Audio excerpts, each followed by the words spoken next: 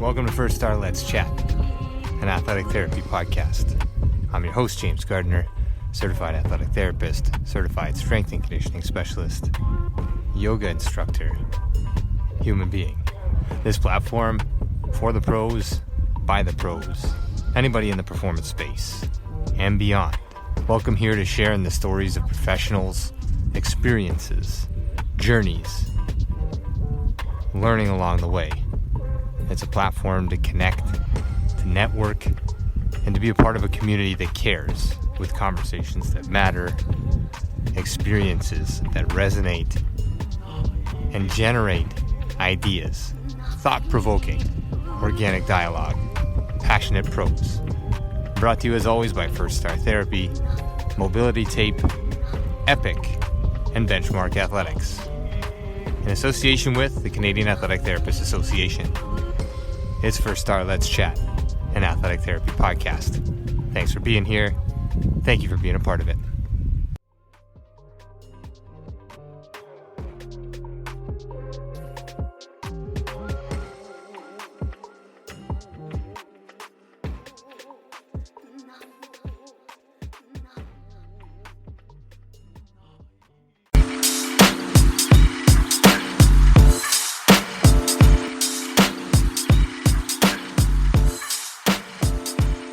Welcome to First Star Let's Chat, an athletic therapy roundtable brought to you by First Star Therapy.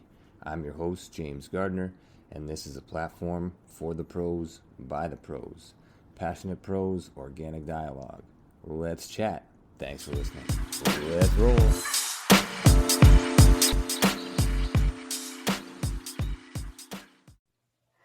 Away we go. Session 64, First Star Let's Chat, an athletic therapy roundtable. As always, brought to you by First Star Therapy and our primary sponsor, Mobility Tape, the only heat-activated kinesiology tape on the market. Also brought to you by Epic. That's EPOCH. Check them out if you want to live your epic. Benchmark Athletics is also our sponsor. They are working the sports angle, sports apparel, branding, all the good things. Check them out at Benchmark Athletics on Instagram. In association with the Canadian Athletic Therapy Association, session 64. We're off to the races. Pun intended. Clay Williams is a father of two living in Elmira, Ontario. His working career has taken him to Northern Ontario, Germany, and South Carolina. His running career started by running with a friend in 2003 to quote unquote get in shape, and progressed through local 5 and 10K races to marathons and eventually the Canal Pursuit for Mental Health, a 785 kilometer run along two of Canada's longest canals. He is also one of the founders of the Monarch Ultra, a 4,320 kilometer relay run from Peterborough, Ontario to Macheros, Mexico, following the migration path of monarch butterflies. Clay has recently found his voice as an advocate for mental health and has organized 3 annual running events in his area, as well as a speakers forum, People Talks, for mental health and fitness. Clay Williams, pleasure to have you here. Thank you for taking the time. I'll let you say hello, and then we'll jump into this thing. Hello, thanks for having me. I'm happy to be here. Pleasure to have you, and all kinds of good things to get into, from the performance space to the mental health side to, I don't know what you can be thinking about during that long of a run, but I'm sure we'll find out some of those things along the way. For everybody here live, please feel free to send your questions to me through the chat. We'll get those over to Clay at the end as we wind up the session this evening. For everybody picking this up on podcast on the YouTube channel, thank you so much. This goes a long way. We're building momentum and stamina as we go, so we might as well jump in here with Clay.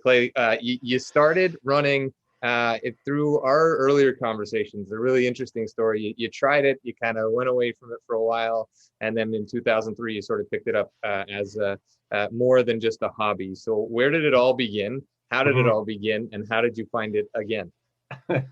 I started running in high school, so typical maybe Canadian rural elementary school, and then high school we had an annual track event and kind of teams, and I started running I think in grade 10 because I wanted to be closer to Judy Wilson, who was on the track team. So anyway, ran a couple races. I was smoking at the time. Ran a couple races, ran all the races that season, came in dead last every time. And I don't think I had a coach that had any confidence in me. I certainly didn't have any self-confidence. And I'd never really caught on to it. So I never trained very well or all of that stuff, right? So fast forward on from high school years in the 70s to 2003. I quit smoking in 2002 and was inline skating to take off some of the weight that I'd put on after quitting smoking. And we were living in South Carolina and inline skating after work every day. And as we got into the winter months through late November into December, even in South Carolina, where we were, there was no snow stopping me from skating outdoors, but it still got dark at 5 o'clock. And skating in the dark didn't seem like a good idea. So a buddy and I decided that we would run together after work.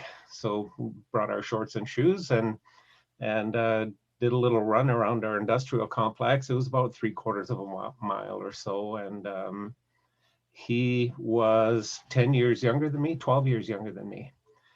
And there was no way I was going to let him know that I could barely breathe. And I was not going to be able to not keep up. I had to keep up. So I remember those early days as I was running. There weren't curbs in this industrial area. It was asphalt and then grass of the lawns. And the couple little hills in this circle, I would think that I'm not going to get enough breath. So what happens? I'm trying to keep up. I'm making my muscles go, and my muscles are going, and that's working okay. And I'm keeping up to this guy, but I'm not getting enough air. What happens if I don't get enough? But I keep pushing. I'll probably pass out. And if I pass out, I'll fall down. And after I fall down, I'll stop working and I'll recover and I'll wake up and everything will be fine. So it was really important to me to stay on the shoulder side when we're running down the road. So if I started to feel like I would pass out, I could aim for the grass and not get too badly hurt. Yeah, well done. Well planned. Yeah. Of course, I never told him this, right? So anyway, we decided that, initially I didn't realize how much more work running was than inline skating. So much more involved in your core, right? But after a little while, we decided we would do a 5K race.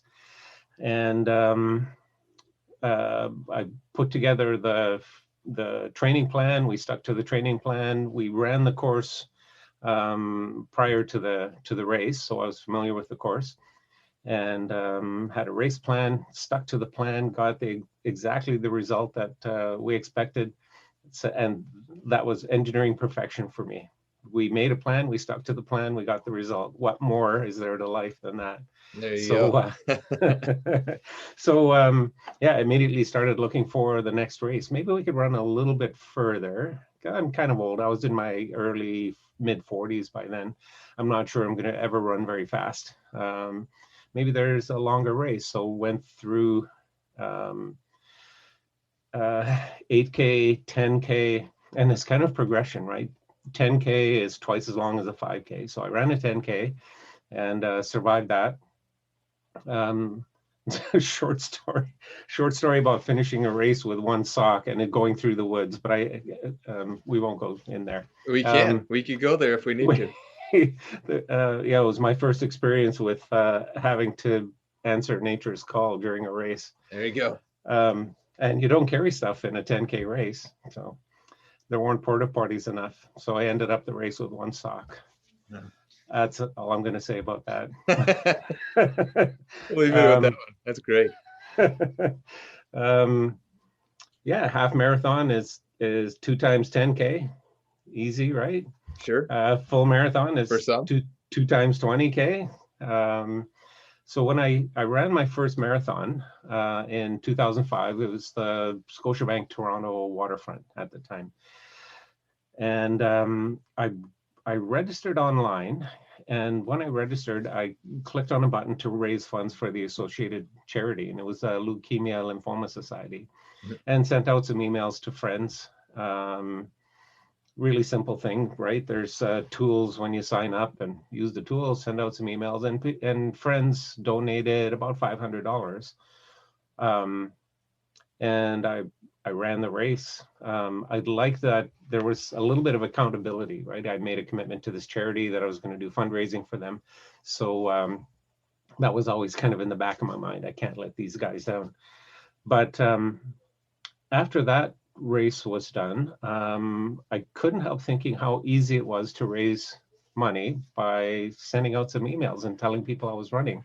So maybe there was something more I can do with that. So the next summer, I went to China and ran the Great Wall Marathon. That was an amazing experience. It was a tour. I spent 5 days over there, 5-6 days. Yeah, it was a lot of fun. Raised some money. And then I heard about ultras, because I didn't think there was any kind of organized races longer than marathon. Someone said, yeah, there's this 50K race in Toronto, and it was one of a series. It's not held every year now. I think I might have run the last one, but it was a Toronto Ultra, down the Humber River, up and down the Humber River. And 50K is just the start of ultras, right? So yeah, I heard about 100-mile races, and 100 miles is maybe 2.5 times, oh no, it's 4 times a marathon, isn't it? 160 kilometers.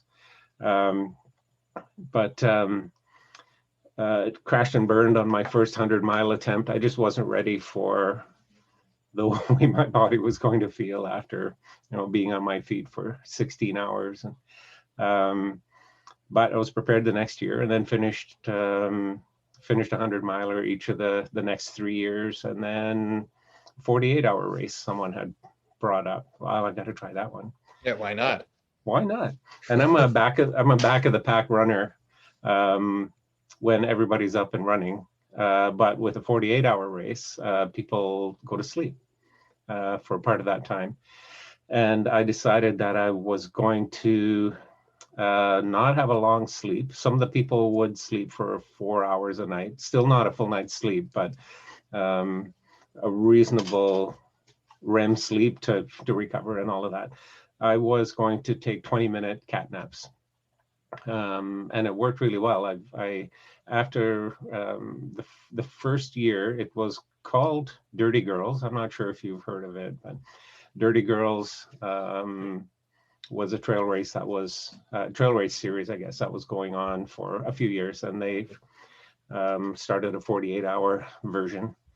About 4 days after that first 48-hour race, I was looking at the results online, and I was in 4th place. I finished in 4th place, and there were no trophies past 3rd place. So I decided I was going to try for a podium finish the next year. And I'm a back of the pack runner, right? How am I going to do a podium finish? I don't know, just go a little bit faster. It wouldn't take very much. I just need a little bit faster. So I worked my tail off for the next year and finished as 2nd place male. And then I thought that's a good time to retire from running. That's as good as I'm going to get. But again, 4 days later, after the blisters were more or less healed up, I thought, well, maybe I can come in 1st place. What if I could do that? Wouldn't that be amazing? And so how do I do that? Well, train a little bit harder. And it's kind of I made myself a tool. I knew a couple of the people that were 100-mile race winners. And I would as I was getting close to the end of my long runs, when I have a tendency to make any kind of mental excuse I need to take a little walk break and have something to eat or have something to drink or adjust something. Every time I stopped running to walk, I'd say it out loud. I would ask myself, what would Charlotte be doing right now? What would Stephen be doing right now? They wouldn't be walking. They'd still be running. Get your butt moving. and just that little bit of what would Stephen do sort of thing really helped my training. Gave me the little extra push, but helped me on race day as well. So on the third time I ran the 48-hour race, I finished as first place male. Unbelievable. Yeah.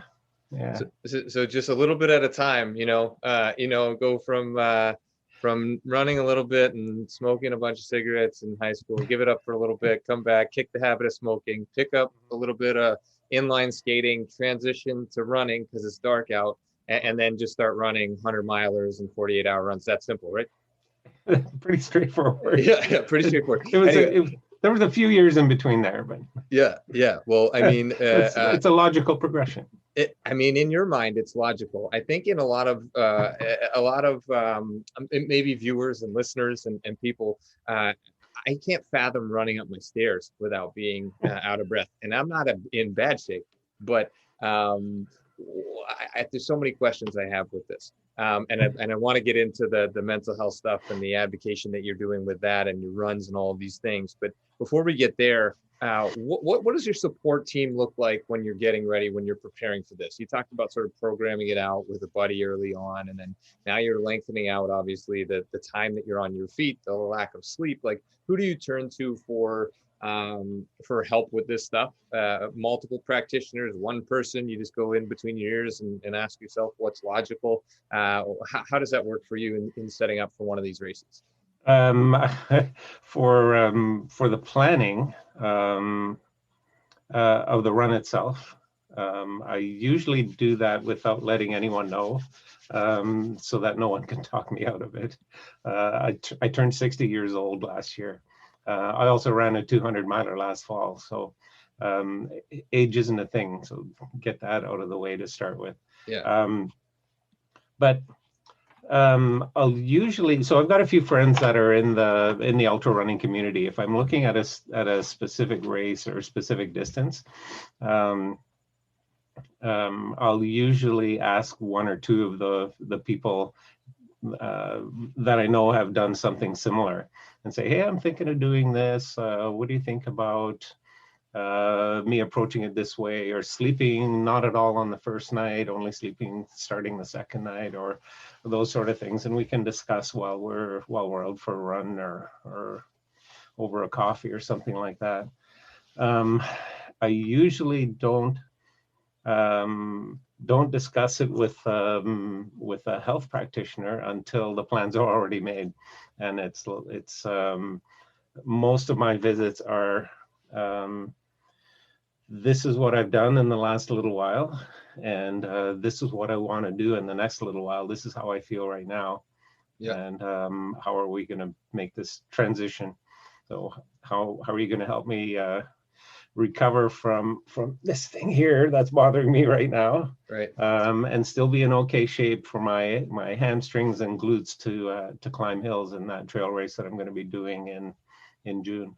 Yeah, well, it's unbelievable. It's a nice little expose. It's a nice little assignment in the practitioner world to really put you and what you're trying to do at the forefront, right? And then try to just give you some little supplemental things that might help you along the way. And I think that's an interesting take from your standpoint as to what you need. There's a large part of sort of the health and wellness field that wants to dictate what you need to do to get better at what you need to do. And I love the take that you're coming in and here's what I've been doing. Here's what I want to do. What happens in the middle. And I think that's a great bridge that we can all cross as practitioners and sort of learn.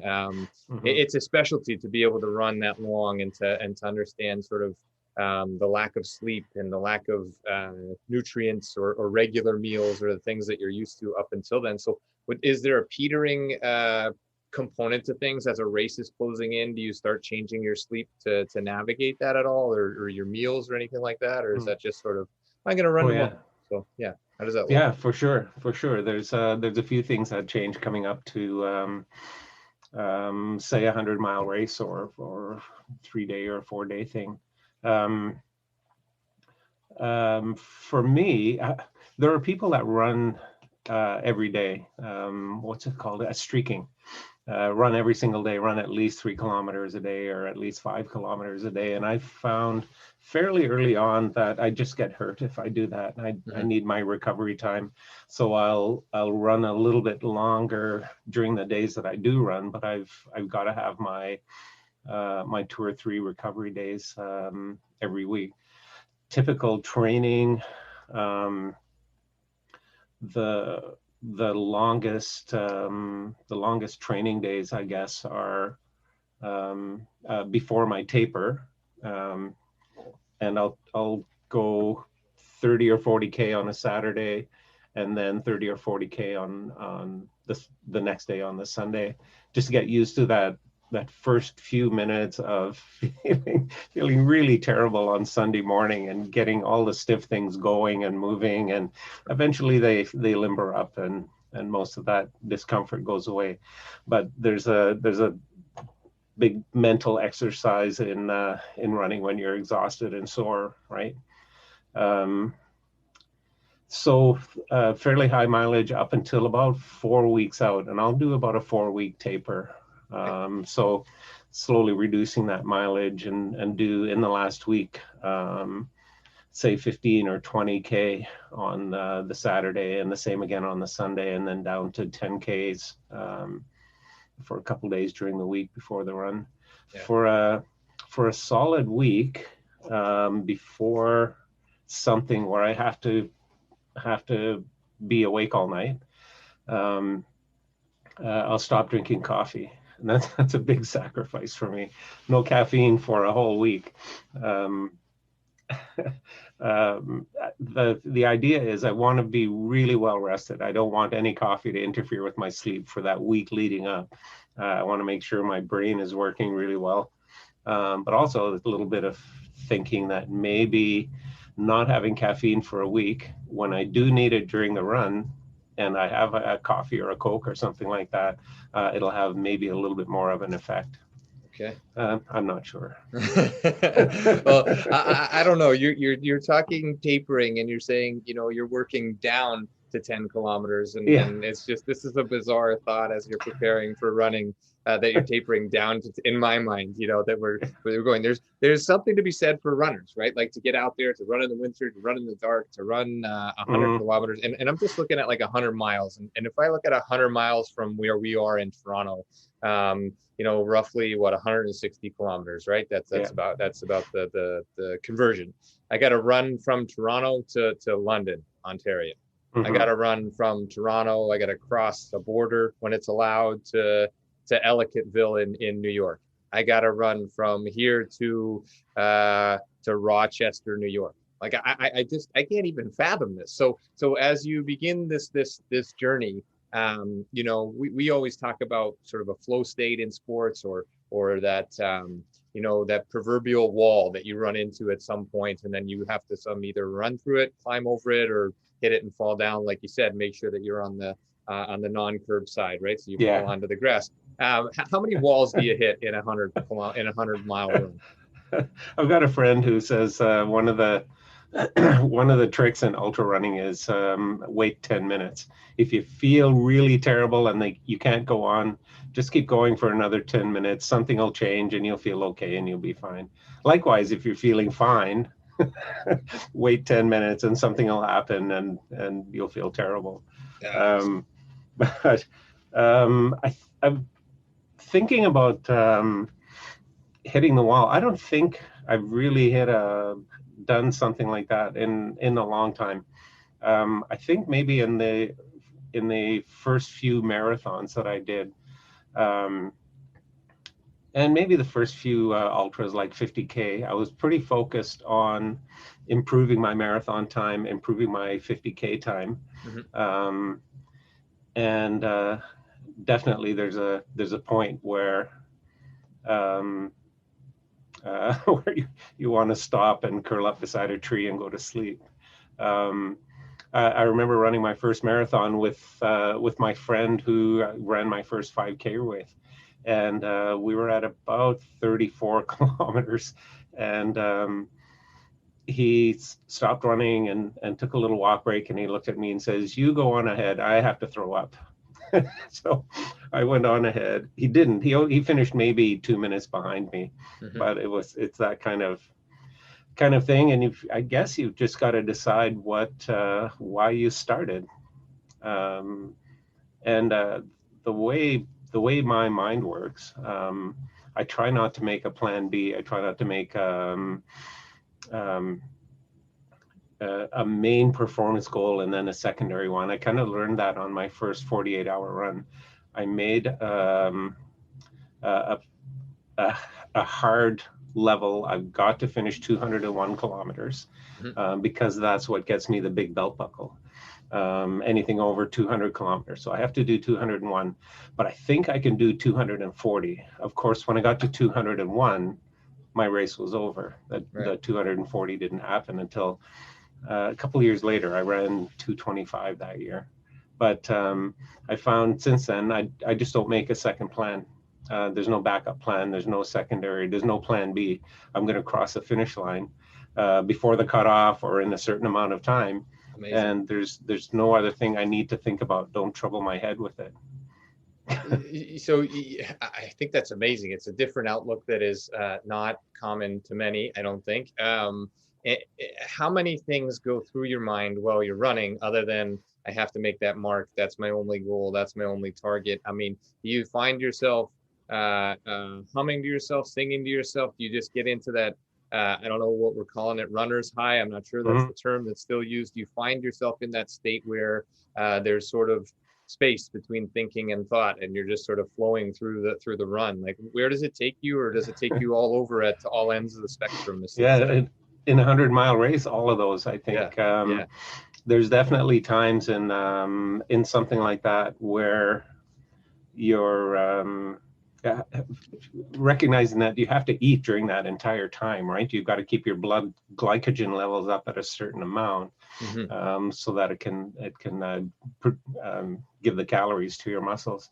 So when everything's good and there's not too much pain yet, just plodding along, just thinking, I could do this forever. This is as easy as walking right now.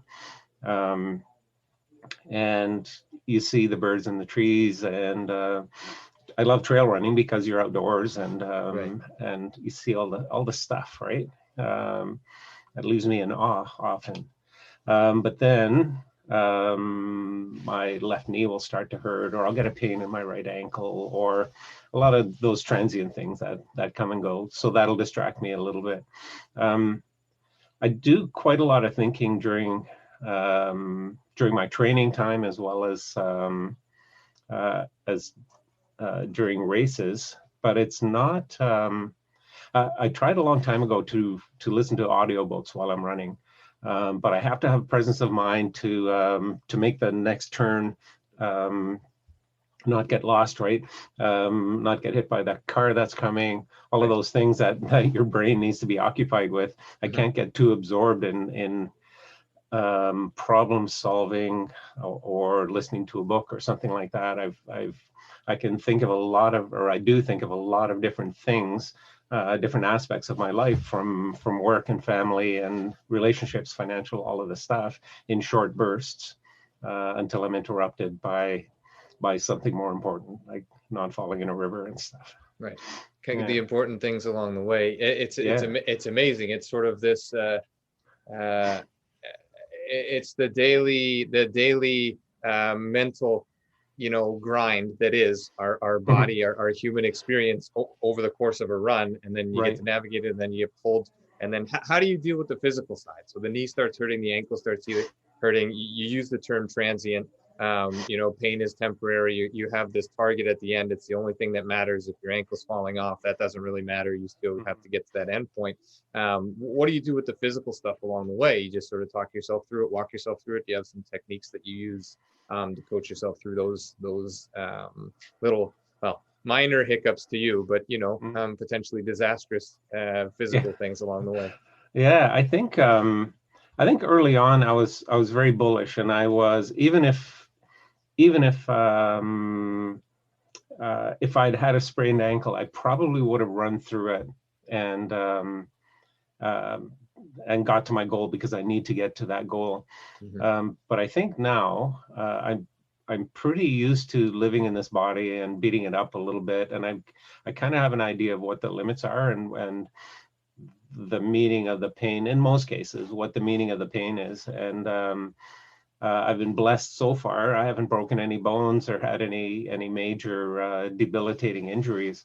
I've had a couple of cases of tendonitis here and there, but nothing that's, and I've recognized this at the time, nothing that's severe enough that that is speaking to me and saying, you should stop now because it's really going to get worse. I know I've got some arthritis. I've got arthritis in my lower back, and I've got psoriatic arthritis. So my fingers are starting to get a little knobby, fingers and toes, and it's kind of moving inwards. So I know my ankles get achy, and I had a knee injury when I was a kid. So I know that knee gets a little sore, but sometimes that comes and goes. And I guess it's just experience. It's the pain. Saps your mental energy, right? It every time that something hurts, it takes a little bit of the edge off of your determination, plants that little seed of doubt in there, right? So I think it's just experience that has helped me to just work past that. It's just pain. It's just another thing. I signed up for this thing. I knew there was going to be pain. Yeah. I knew I was going to be sweaty and stinky. I knew my feet were going to have blisters. That was all in the brochure, and it's here now. But I still got that thing to do. Yeah, just 10 minutes more, and then check in, and you'll find something else. So what an amazing journey. You're doing some amazing things with the run, and we read it on a regular basis. Our son reads a lot, and you've heard about Terry Fox back in the fall during the Terry Fox run, and got him a Terry Fox book. And Terry ran obviously for cancer and cancer research, and sort of revolutionized sort of running for a purpose, right? A greater purpose maybe, and these kinds of things. Sure. And what was it? He was running close to a marathon a day. Is that right? Like something like this. And I think over 5,000 kilometers, over 3,300 miles in total, right? Before he was forced to stop. And with one leg, right? With one leg. Yeah. And so is that a source of sort of inspiration to you? I mean, in terms of hearing you speak and hearing sort of interviews with Terry and people who knew Terry Fox, was very much just determined to do something, get to that finish line, get to that goal, knowing that the pain was going to be there, knowing that these things, is that a source of inspiration? Do you guys feed off of each other in the ultra marathon pace where you sort of use that as reference points?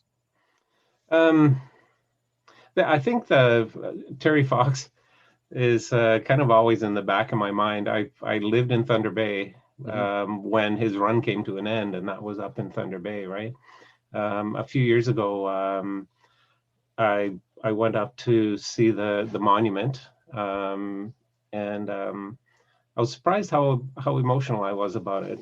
Here's a young kid who, like you said, ran to not get a medal or not get a prize, but for a really specific, a really important purpose. And I'm not sure a lot of people keep his message in mind when they're out to be for that podium finish, right? Because that wasn't his mentality at all. But I think a lot more people now are connecting running with some sort of fundraising or awareness. And I'm sure that's got to be more in their minds when they're doing that. I started the Canal Pursuit, so in 2015, after that first place finish, first place male. The overall winner was a young lady half my age. That's my excuse. Anyway. The next year I did a thing called the Canal Pursuit. So I ran from Port Severn along the Trent Severn Canal down to Trenton, across to Kingston, along the Rideau Canal up to Ottawa, and that was about 785 kilometers. And I did it again the next year, and subsequent years we've been doing it as a relay, so I get other people to run. I still run a fair amount in it, but we break it up into 10-kilometer segments and invite others to join. And kind of the same message as the Monarch Ultra relay that went down to Mexico. We want to speak to runners that, especially ultra runners, that are maybe a little tired or have got all the medals. I've got a wall up in front of me here with all of my my finishers medallions, and some people have a ton of these medallions, and are maybe a little jaded and thinking, what else is there? Well, run for a cause. Why run for a medal when you can run for a cause and do something important with this amazing gift that we got? I consider my ability to run for a long time as a gift, and I can do something worthwhile with it, right?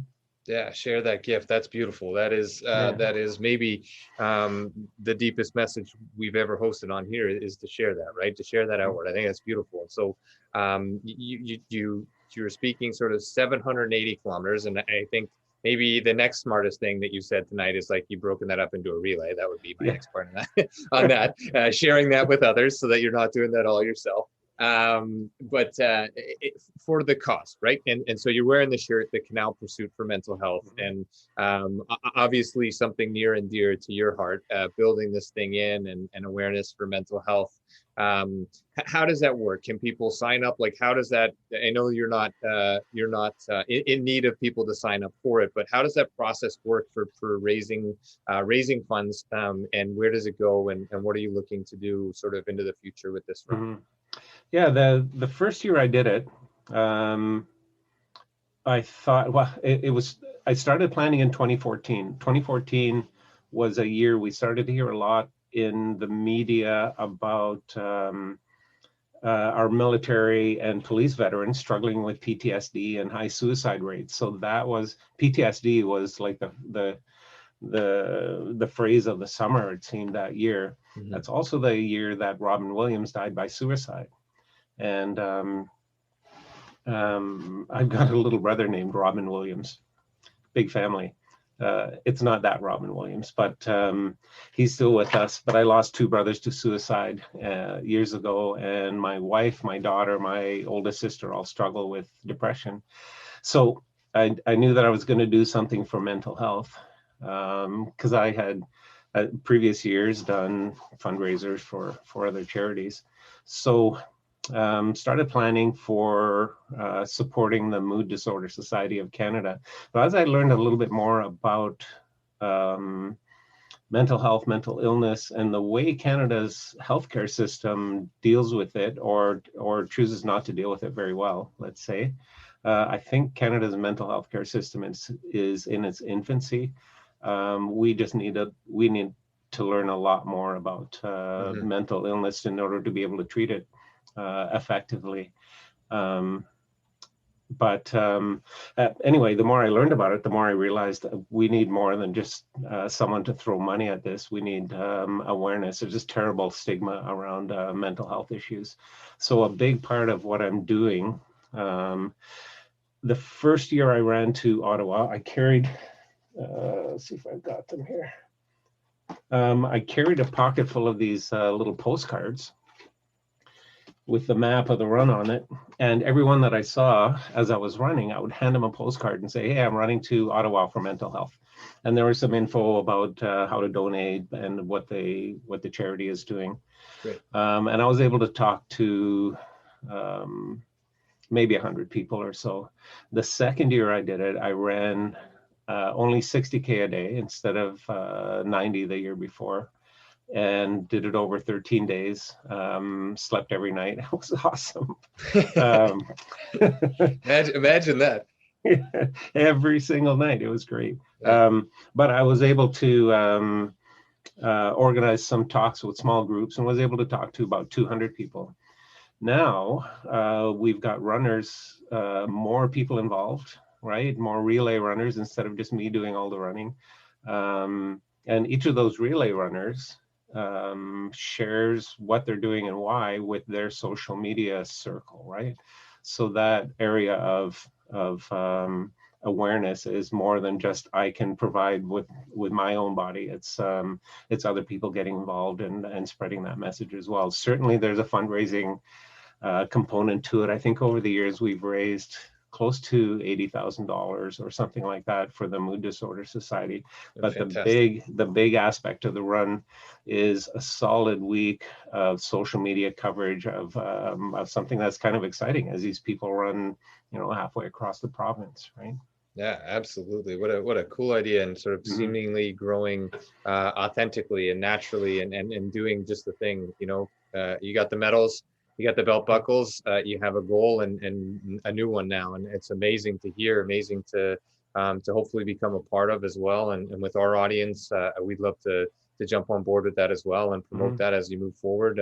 When does the next one go? When does that happen? Annual, biannual, or do you have that in the works? It's annual, and it's last week of August. So it's going to be starting on the 21st in Port Severn, 21st of August, and finishes in Ottawa 8th, this Saturday. So our target is 4:30 Saturday afternoon to carry the flag up onto Parliament Hill. I didn't mention the flag, did I?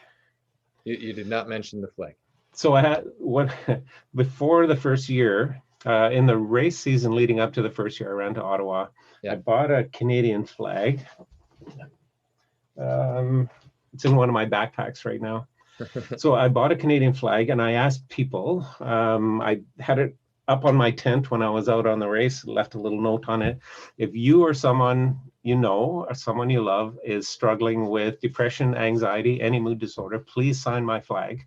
Yeah. And I'll carry this flag the full distance of my run to Ottawa as a symbol that you don't have to carry your burdens alone. So for the past 6 years, I've carried that same flag up onto Parliament Hill at the end of my run every year. When I first started calling myself a mental health advocate, people would talk to me about their story, right? What they're going through. And it made me kind of nervous because I'm not a therapist, I'm not a counselor. Really started making me think about what I can do to help. I can listen, but maybe there's some little bit of hope. So as I carry that flag, and I carry it on some of my my races through the race season as well.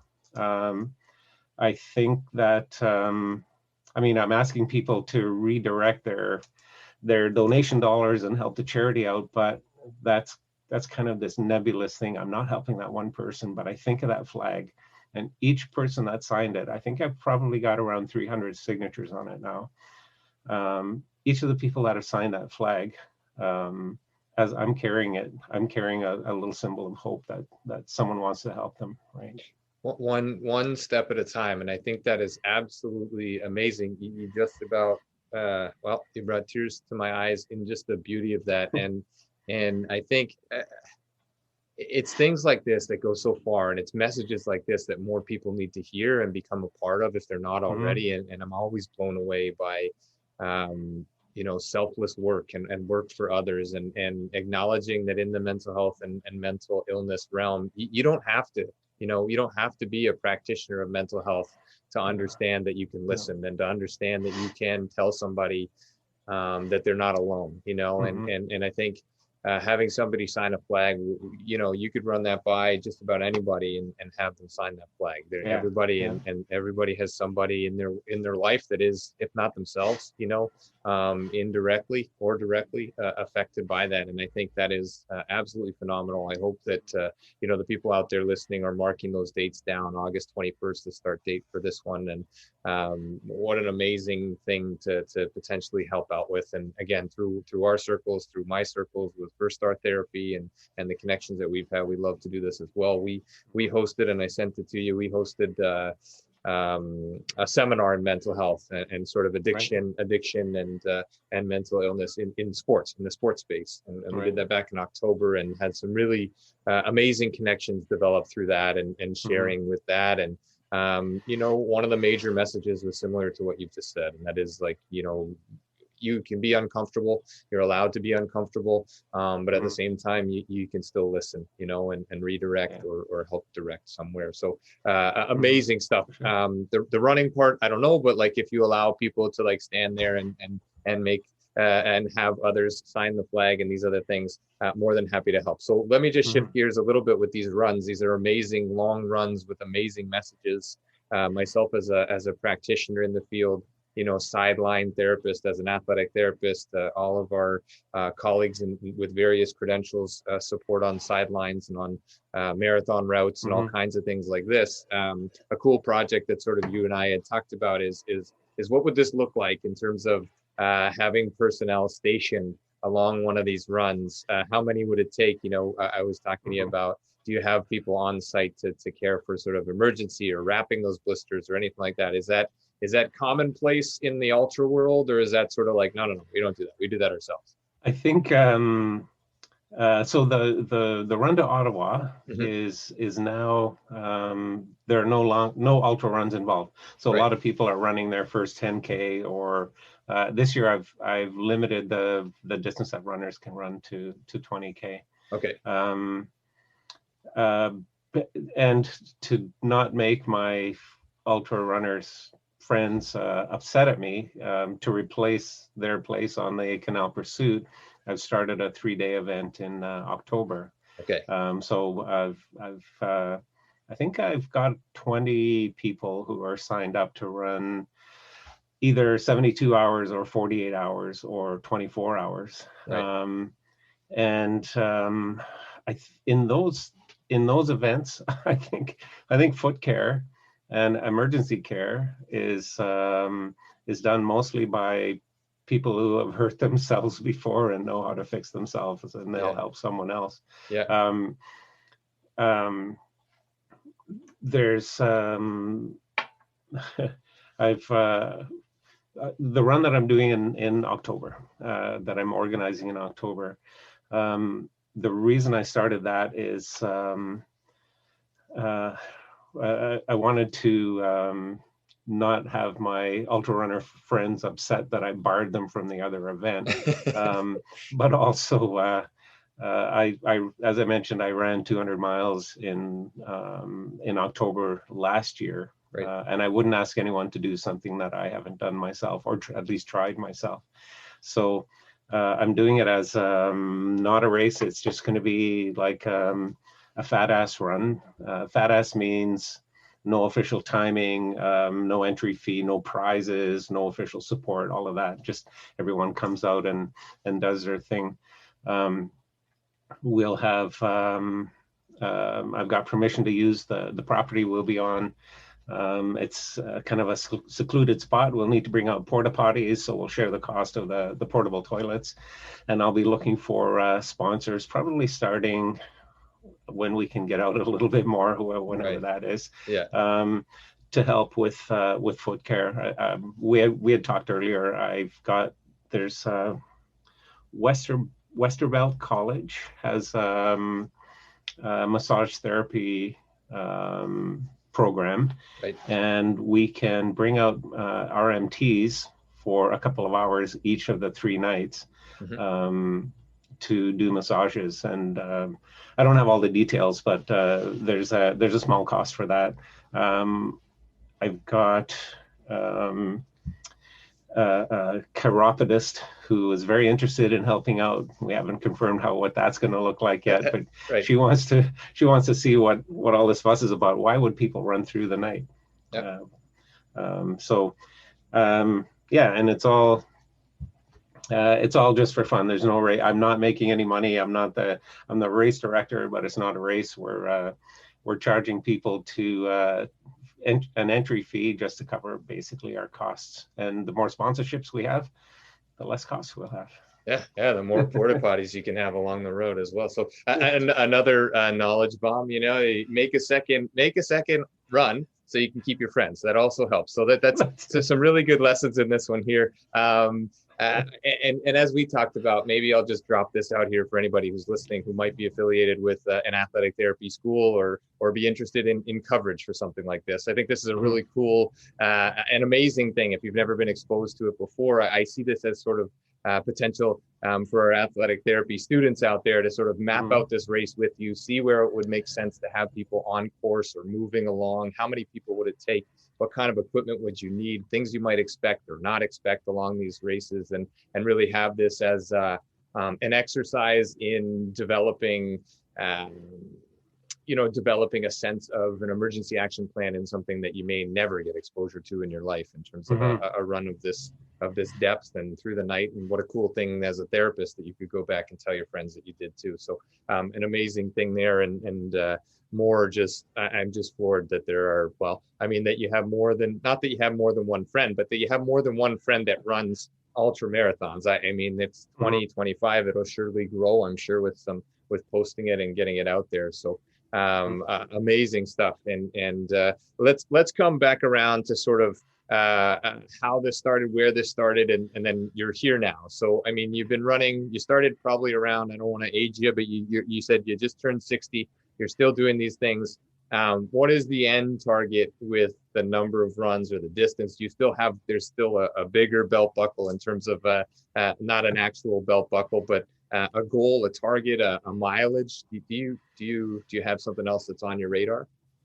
No, nothing very big. I think that 200 miler was my last big hurrah. Yeah.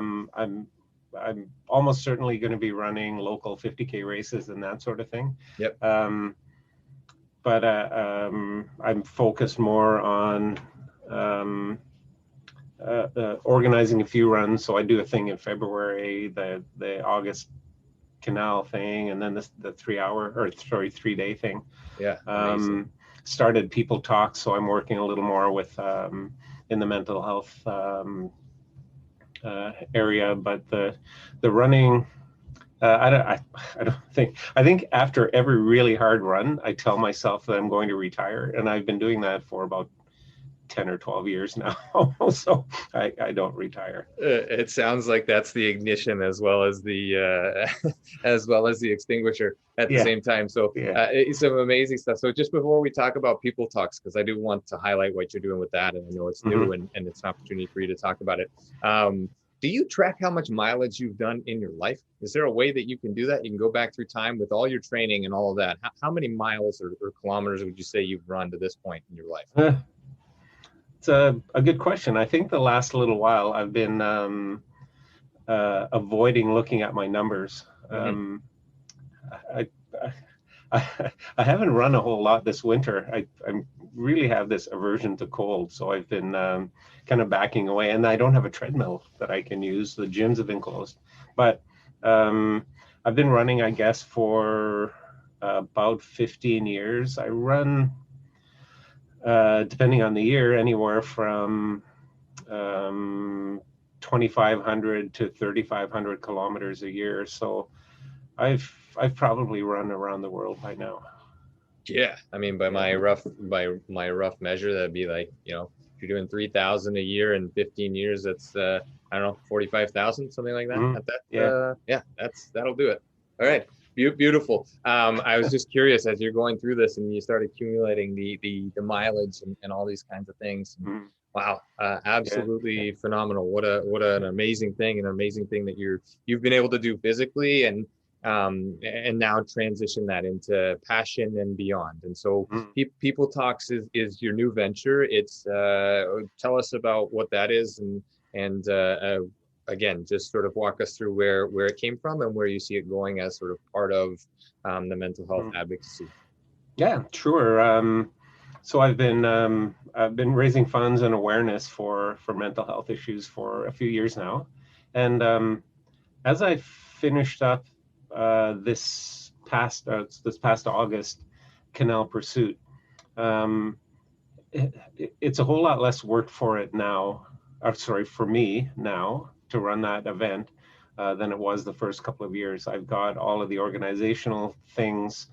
Basically, it's a bunch of rubber stamping in March, and then in July, and the event goes on. So I wanted to see if there was something more that I could do to help out with the work that the Mood Disorder Society is doing. And one of the things that happened recently, I took peer trauma support training. It's a training that's presented by some retired police officers in Ottawa. So I've got that under my belt. It's not something that it's a stepping stone for something else, and I'm not sure what that something else is. But I thought, I've been involved in a few speakers things. There was a thing called Mo Mondays that's been going around the province, and I think across the country. And it's each speaker is given 10 minutes to tell their story. And I think it's kind of designed for professional speakers. I thought there were a lot of people that have a story.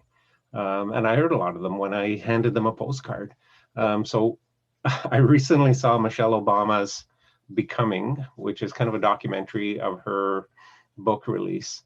And really close to the end, she said, everyone has a story, and people have to understand that their story has value. And that really planted a seed in me. I wanted to make a forum for people to share their story, if they're willing to, because there's value not just in just the intrinsic value of the story. That's what forms them as their story. But there's value in sharing that story, because then what you have said becomes real. And there's value in listening to other people's stories and knowing that you're not alone, right? There are people with similar experiences. So starting today at 3 p.m., we had our first speaker, a young lady that I had met a couple of years ago. She was one of the runners on our trip down to Mexico. And she's got an amazing lived experience. So we'll have a different speaker each Sunday afternoon. We're doing it on Instagram. Really simple tech. I screwed up the sound. I know what I have to do for next time. But people sharing their stories. So it's not professional speakers. It's not someone that's got an agenda to expand their professional speaking business. People with lived experience, as well as some health and fitness, people that work in the health and fitness areas, for another viewpoint. So I'll be connecting with you later. Absolutely. For sure. And yeah, we're excited about it. We had a moderate audience today, and we'll be looking at the metrics in the next little while, but had some really good feedback. Amazing. And it's another great project. And I think, no matter how many times we say it, we can just keep saying it. And that's kind of part of this platform. And Let's Chat is connecting people when they may feel disconnected, or you never know whose story you might resonate with, but the person on the other side telling that story is the expert of it. And there's always value in expertise. And so I love it. I think it's fantastic, and I'm really bringing some more awareness to this. So we're not quite done yet, but this is session 64 with Clay Williams. Let's Chat, an athletic therapy roundtable.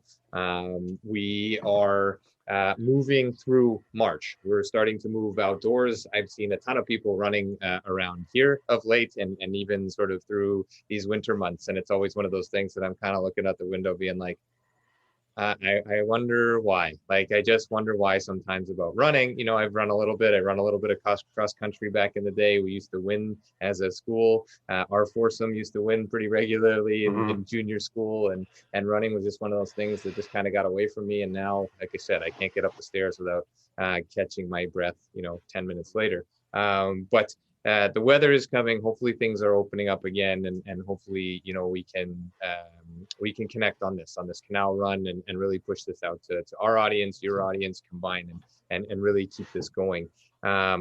Before we wrap up here, next week we have an athletic therapist out on the West Coast Matthew Lumsdane will be on. He's been at Camosun College. He's now out venturing onto his own.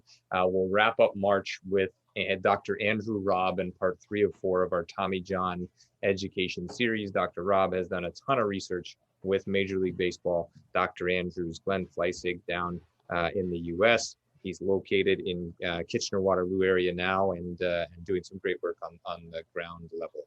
So that is March next month, a whole bunch of other things coming up. But Clay Williams, our guest tonight, again, ultra marathoner, humanitarian, mental health advocate. This is amazing stuff. And I hope that by sharing your story this evening, your expertise, your passion, your gift, it resonates with everybody who's here this evening live, everybody who's picking this up on the podcast. And I'll hand it over to you to run across the finish line and wrap up with anything you wish to put out there.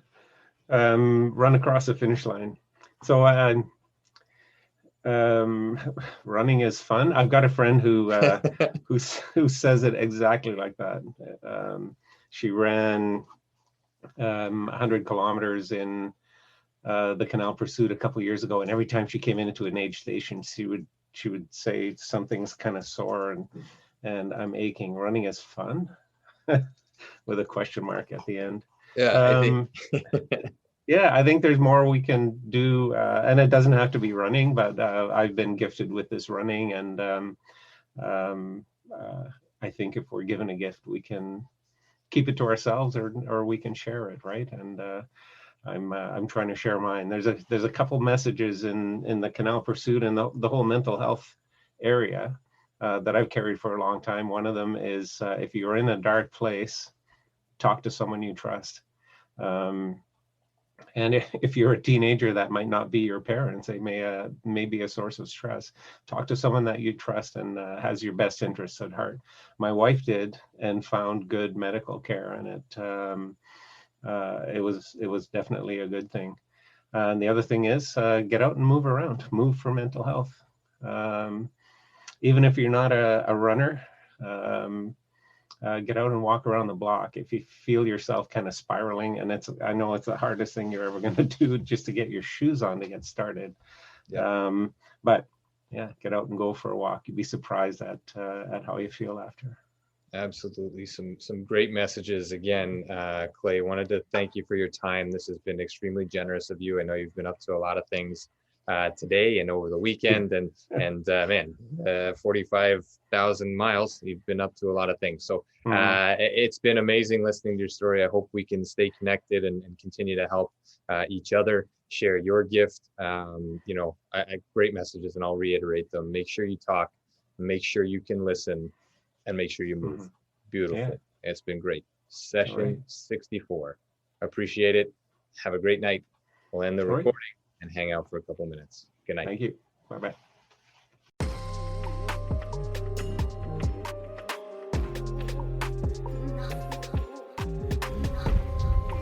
Thanks again for being here. Thanks for listening. Thanks for being a part of this community. Check us out online, firststartherapy.com. That's FIRSTAR therapy.com. Or email us with feedback, consult@firststartherapy.com. CONSULT@firststartherapy.com, on Instagram @firststar.therapy, and our podcast host @letschat.at. This is First Star Let's Chat, an athletic therapy podcast.